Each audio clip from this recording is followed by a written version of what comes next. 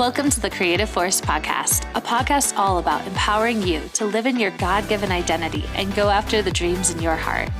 I'm your host, Sharon Stark, and every week we'll be having powerful conversations that will combine practical and biblical wisdom for living your purpose. Let's get started. Hello and welcome to the Creative Force Podcast. I'm here today with Kelley Perry. Kelley is a really good friend of mine. She's someone that I know I can trust and someone that I have really good, deep conversations with. A lot of the topics that we're covering on this podcast are things that me and Kelley talk about a lot of the time. So Kelley, tell us a little bit about yourself and how this podcast episode is going to be different. Yes, thank you so much. I feel so honored that you would choose for me to be on your podcast, so thank you. Oh, you're welcome. A little bit about myself. I went to a Bible college for about 3 years, and I just love to serve. I think that's probably one of my gifts that God has given me. Definitely. My favorite things to do. And I love long walks, not on the beach, around the neighborhood. And I can't be on this podcast without talking about Myers-Briggs, because that is your absolute favorite thing. Yes, I do like it. I am an ISFJ, a defender. Yeah. I think you know more about my personality than I do. I probably do, but I feel like it's like you're a defender of those in need. Yeah, that's true. That's very true. So I have the privilege of interviewing you today. And the topic of our podcast is going to be Demolishing Resistance. That's a powerful title. Yes. I'm really excited. So can you give us examples of what resistance is? Yes. So I will give some examples of what resistance is and also just a definition of it. So what resistance is, it actually comes from, the topic comes from the book by Pressfield, The War of Art, Break Through the Blocks and Win Your Inner Creative Battles. And he talks about resistance within this book. Just a really quick disclaimer, I don't agree with everything in his book, but it does have a lot of good golden nuggets in there. So what he basically describes it as is he describes it as just a force that prevents you from doing those things that are most important to you, whether you're wanting to run a marathon or write a book or some sort of important goal that you have set in place. And it's just that negative feeling that is holding you back. It can show up in your life as procrastination. It can show up as perfectionism. It can show up just as feelings of being stuck. For me, I know a lot of times it just feels like I'm being blocked and just kind of pulled back from whatever goal it is that I have that I'm trying to do. Usually I'll end up procrastinating, cleaning the house, doing the dishes, doing anything else except what I know that I'm supposed to be doing. And that really is what resistance is. And he also has I'll read it really quick in his book. He kind of says the things that it blocks you from. So it blocks you from any act that rejects immediate gratification in favor of long-term growth, healing, or integrity. So whenever you are trying to really develop yourself and grow long-term, that's when you're going to encounter resistance. Yeah, that's really good. And just while you're talking, it just kind of points a picture at where or who does resistance come from? Because it's definitely not God. Yeah, exactly. The resistance is from the enemy. I would say even from a biblical perspective, I would say that resistance can be our flesh. It says in Galatians that our flesh has been crucified with Christ and no longer lives. And so really it's our flesh kind of resisting the things of God, just being lazy, not wanting to do the things that matter, and just the enemy blocking us. Yeah, that's really good. Well, I have a question for you. Out of the examples you shared, what's the top thing? Yeah, so I would probably say perfectionism. Okay. That is really, I don't know, what is it, the Achilles heel that I have, I guess. I can tend to overanalyze things. When I get going on a project, I really want to do a lot of research. So instead of just hopping right into the project, I want to do a lot of research around it. Mm-hmm. And a lot of times what that does is that can actually making me feel like more overwhelmed about the project because it gets bigger in my head than it is in reality.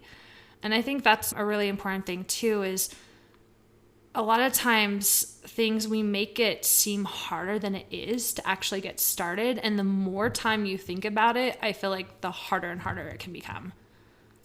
Yeah, that's like, it's almost like it's painting a picture. Because the reality is, it's not that big. Mm-hmm. But the more you think about it, the more you research, the more you do all these things. And it's just totally distorting all of the picture when God probably was just wanting you to do something pretty simple. Yeah, we make it bigger in our heads than what God's even asking us to do. That's really good. So can you share some times you've encountered resistance in your life? Yes, I have encountered resistance a lot, especially on creative projects. I've worked a lot of my life within video editing. On projects that I've done, I have tended to have that perfectionism that we're talking about and wanting to fix like all of these like little details and kind of just being scared to even start. I had a boss once that he told me perfect equals done plus on time. Wow. And that has stuck with me. That was a long time ago, but it's stuck with me ever since, just because what he was trying to communicate is that it's more important to just get started and to deliver something than all these little details that I was trying to fix. And so that video was specifically for an event and it had a deadline, and those people wouldn't have noticed if the little things that I was looking at, but they definitely would have noticed if they had announced the video and nothing played at all. And so a lot of times we just need to get going. And another area is personally with this podcast. I face so much resistance in starting this podcast, and it's something that I know that I've supposed to do for like a long time. But I just really had a lot of struggles. I actually started and stopped quite a bit. So I would kind of like make some progress and then I would stop, and then I would make some progress and then I would stop. And I think it's really important to be consistent, because for me, it's harder to get that energy and that momentum when you're starting and stopping. Mm-hmm. It says, Newton, something in motion stays in motion and an object at rest stays at rest unless acted upon by an outside force. And what I was really doing is I was kind of, I guess, in a way, delaying my results because I was stopping that momentum from moving forward. And that's really what resistance does, is it will delay things in your life. Well, I'm so proud of you doing this podcast. It's so amazing. And that's just... Well, a lot of it, honestly, is to having good community. I feel like you've really encouraged me. We've been able to encourage one another, and so I'm grateful for you too. Aww. But can you just share with us some ways that you eliminate that resistance that's always blocking you from doing what God wants you to do? Yes. I think one of the most important things is showing up. So Stephen Pressfield, he talks about in his book how professionals, they have this mindset of, I'm going to do it no matter what, where amateurs have a mindset of, okay, like, I don't really feel like doing it today, so I'm not going to do it today. And that's like if you had a job and you were to do that, eventually you would be fired. So it's basically treating your personal goals as if it was a job, and it shouldn't be work. It should be something that you love. It should be something that you're doing because God's put it on your heart to do, and you're going to show up for that because it's important and it matters. That's, I would say, one of the first things. And then also it's really important to know yourself. Kelley mentioned earlier that her Myers-Briggs personality, and I really do like the Myers-Briggs. I'm an ENFP, and so what that P means basically is that I get like ideas closer to deadlines. And so just knowing that about myself, and also that there's a book called The Four Tendencies. It's by Gretchen Rubin. And in that book, if you've ever read it, I recommend it. But I'm an obliger, and so basically I do better with outside expectations than inside expectations. And This is something I just struggled with for years, because I could always get I would be so productive for other people, so productive at my job, so productive getting other things done. But when it came to my own goals, I really struggled. And so just knowing that about myself, I have basically set up accountability in my life where I'm setting deadlines with other people, and then they're holding me to accountable to that. And that really motivates me to get things done. And I think it's really just kind of helped my personality type. So knowing what personality type you are, and then also I would say just eliminating the extra. And what I mean by that is, if you have overanalyzed this thing and you have made it this big giant thing that you have to do, what can you eliminate to basically break it down into a smaller chunk size that does not seem scary? Maybe you have a goal of running a marathon. You're like, oh my gosh, this is so impossible. This is so hard starting where I'm at.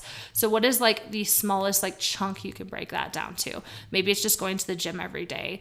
Something like that. For me, in the podcast, I had originally thought about starting this with video, and it just seemed too big, and I had a lot of resistance with that. And so it's okay, no, I just need to get started. I don't have to have video at first. That can come later. And things can come later. You can start to grow. You can start to build that momentum. And I just was I'm going to get started. And the other thing I would say is basically scheduling.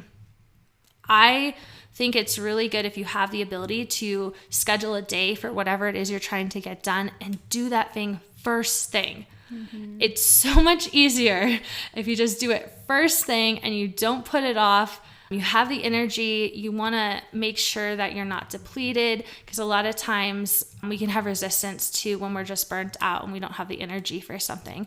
And so just doing that first thing, and I think those are the ways that you can see resistance eliminated in your life. I liked what you said about just scheduling a day, just blocking out your day, doing that specific thing. And that's what I do at work, and actually at home as well. I actually put on my calendar that from 2 to 3, I am doing only this project, and I'm not allowed to do anything else, no matter what tries to interfere, no matter what emails pop up, no matter what messages I get on my phone. I am literally only doing this one thing. And also another best practice would be to-do lists. I'm one of those people who I love crossing off things on my to-do list. Me too. I have a to-do list on my phone calendar, and I just live by it every day. And one of the worst things, and I know it's because of resistance, when I have to put what I was supposed to get done today to the next day, and then to the next day. Yeah, that's if you see that is a really clear sign that there's probably some resistance there, and just kind of figuring out, okay, what is it that's making me want to put this off? And just asking yourself that, I think, can really help too. Yeah, no, absolutely. And the blocking too, I think that goes into our priorities as well. There is this matrix, it's called the urgent important matrix, or some people call it the Eisenhower matrix. And it's basically a square that's divided into 4 little quadrants. And so in that quadrants, there's urgent and important, and then there's non-urgent and important, and then there's urgent and not important, and then non-urgent and not important. What this looks like practically is, for me, I know that a lot of times I can spend time in that not important but urgent category. I think this happens a lot. If you're in a workplace, you're getting emails, you're getting bombarded, people are stopping by your office. There's just a lot of things that are popping up that kind of take precedent. If you have a family, you're facing things that are, oh, this is really urgent, I have to deal with this. Or it could be urgent and important, which is usually a crisis. And so those things can also just take away our attention. But really, where we want to be spending the majority of our time is in that non-urgent but important category, because those are the things that are going to promote long-term growth in us. Those are the things that are going to really fulfill us. And it could be things like writing a book or starting a podcast, things like that it's important to you because there's some reason why you feel that you're supposed to do that, but it's obviously maybe not urgent compared to your everyday tasks that you're having to do. And so it's really important to prioritize that and set time aside for that. Stephen, he says in his book, it's a quote, it says, "The principle of priority states you must know the difference between what is urgent and what is important. You must do what is important first."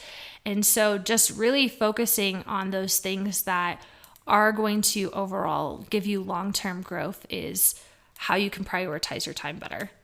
Yeah, and I think another word that we could use for urgent could be a loud voice. Because urgent things are always so... screaming at you? Yeah. Like it can even be kids screaming and wanting your attention, or it could be phone calls or messages coming in.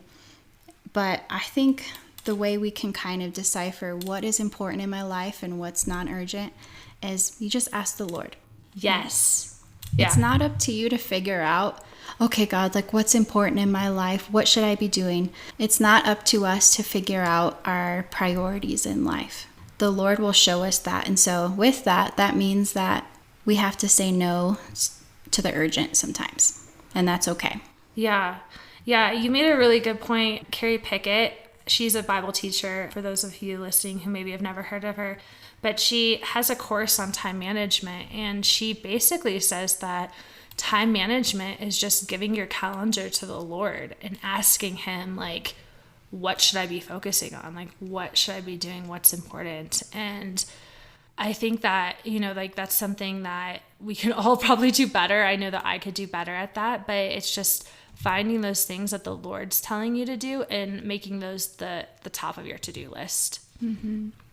And I remember not long ago, I shared just a situation that I was going through, and I felt like God was telling me to do something, but I had so much fear, resistance all around it, and I didn't know where God's peace was. I didn't know where God was leading me. And so can you kind of share like the difference between a lack of peace and like resistance to doing something?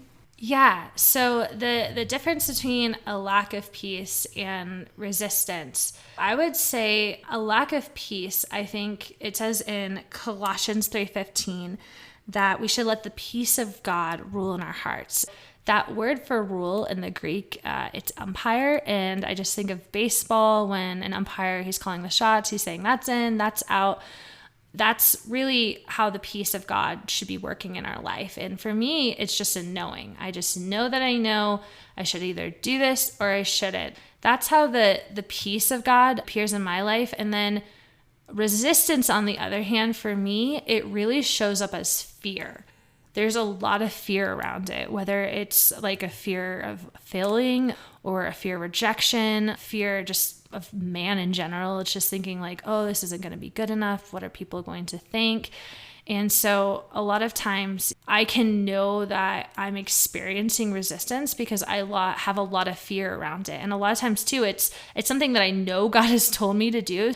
God can tell us to do something, and it doesn't mean that there's not a risk. It doesn't mean that maybe it's not scary to do, but still you have that knowing that, okay, God is asking me to step out. If God's asking me to step out, he's going to be faithful. He's going to fulfill his word to me. Like, he's got me. I can do this. There is just having to have like a boldness and stepping out to do that. But in 2 Timothy 1:7, it says God has not given us a spirit of fear. So we don't have to be afraid. Resistance, if you're experiencing really just that fear, it's like, okay, this is resistance. God hasn't given me a spirit of fear. I don't have to stay stuck here. I can move forward, and really I can do what God is telling me to do, and just knowing that in your heart. Well, that's beautiful. And I know like right now I am experiencing resistance, and the way I am reacting to that is I'm actually procrastinating. Yeah. And it's usually the most tiniest small things. So what do you do when you feel like procrastination is trying to rule your life? Yeah, that's a good question. It's funny because, I do think a lot of times it can be something so small, and it's like, again, we've overanalyzed it. We made it into something bigger, and it's like no, this is really not that big. And procrastination is definitely a form of resistance because it's basically, you're kind of deceiving yourself. You're telling yourself that, okay, I'm going to do this, but I'm just not doing it today. I'm putting it off. So I think it's just important to realize if you are deceiving yourself, realizing that you're procrastinating and not allowing your emotions to rule you and to take charge over you. There's a quote that Stephen has in his book too. It says, we don't tell ourselves, I'm never going to write my symphony. Instead, we say, I'm going to write my symphony. I'm just going to start tomorrow. And I love this quote so much because when I first read it, I was like, oh my gosh, I can relate to this. And it kind of just called it out in my own life. It's like, okay, wow, there's a lot of things that I have been procrastinating on and I have been putting it off. And I've kind of been, deceiving myself and not calling it procrastination. So I think if we can just shine a light on it and then allow God to really just help us grow in that area and to move in that area, I think that can really help us get rid of that procrastination. I really like how you said how procrastination is like really deceiving. I think sometimes we try to justify it, but in the real light, it's just wasting so much time. It's a huge time waster. And I think one of the results of giving into resistance is probably using our phone, probably just doing everything else like under the sun. Yeah, I think that's a good point because it's like social media even. I mean, everyone's like glued on their phones today, and it can be a form of resistance. You're kind of using that to distract you from doing what's meaningful. And I don't know, it's like God, he's placed us on this earth. He's placed us here for a reason. There's something that every person is called to do. And to your other point, what you said about wasting time, it's like when we're procrastinating, we're wasting the time that God has given us. And really at the end of the day, we don't want to have regrets. I remember someone talking once about like where can the most potential on earth be found? And it's a really sad answer, but they said the graveyard. And it's like a lot of people, they die with their dreams still inside of them. And, we don't want to be those people. I know if you're listening, that's not like who you want to be. Like you want to fulfill the purpose that God has for you. And so it's why we just have to kick procrastination in the butt. That's right. And put down our phones. Yeah, that too. Because we can, just like you're saying, we are 100% capable of doing everything that God's called us to do. And in reality, there's nothing blocking us. There's nothing in the way. Yeah. Compared to the Spirit of God living on the inside of us. So Sharon. Yes. What would you like to say to all these amazing listeners who are encountering resistance right now in their life? Yeah, if you are encountering resistance right now in your life, I just really want to encourage you to do something. Whatever it is, just one small step, take that towards your goals and just know that God is for you. Know that He is fighting your battles. If this is something that has been on your heart for a long time, then it is something that God wants to partner with you to bring it to pass. And you can do this. You are absolutely capable, and go for it. Amen, Sharon. Let's just go for it. Let's just do everything that God wants us to do. Yes. I can't wait to have more future discussions with you and just hear all the revelations that God's showing you and how to resist that resistance. Awesome. Thank you, Kelley. You did a great job interviewing. This was fun. And yeah, I look forward to future discussions too. Do you have big dreams but no idea how to get there? Do you struggle with accomplishing the things that are most important to you? If you answered yes to those questions, I would like to offer you my free workbook called How to Get Unstuck, a free guide on how to get unstuck and live your dreams. This resource is full of tactics I use to help get me unstuck, and I believe that they will do the same for you. You can download this free guide on my blog at youareacreativeforce.com. The show notes for today's episode are available on my blog at youareacreativeforce.com, as well as other resources and inspiration to go after your dreams.